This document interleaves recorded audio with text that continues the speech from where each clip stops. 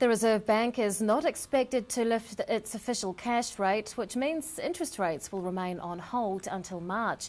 This will give homeowners with mortgages coming up for renewal longer to decide whether to fix or float their home loans.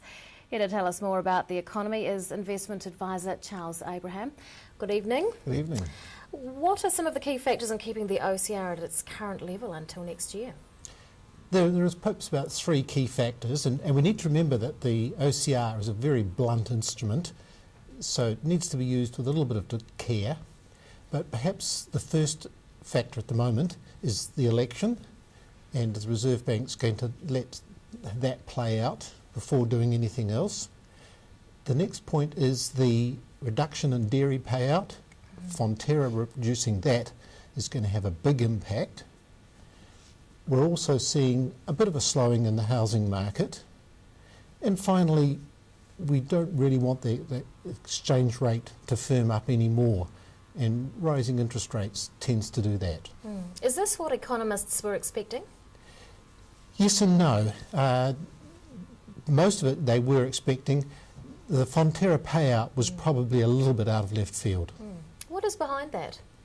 Well, that's just a direct result of lower prices being received for commodities overseas.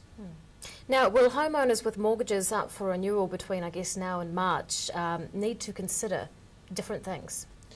They will. I mean, invariably there's that mix between keeping it floating, which means you're going to be subject to any rate increases next year, and we're pretty confident there will be rate increases next year, and fixing at a rate that is comfortable for your family budget now.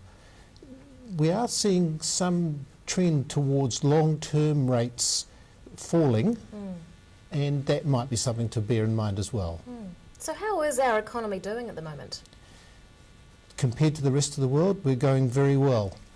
A couple of indicators are that over the next month or so we've got a majority of NZX 50 companies reporting, and we expect to see something like a 6% increase in bottom line profit.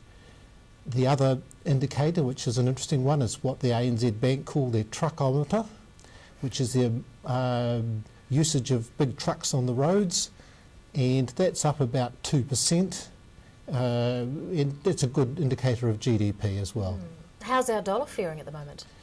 Well, our dollar's marking time. It's up a little bit some days and then down again other days. Again, we wouldn't expect to see any real changes towards until the end of the year, but then also be aware that our dollar strength comes from weakness in overseas markets, and as they start to wind up again, expect ours to come back. And how much does an election year affect spending and investments?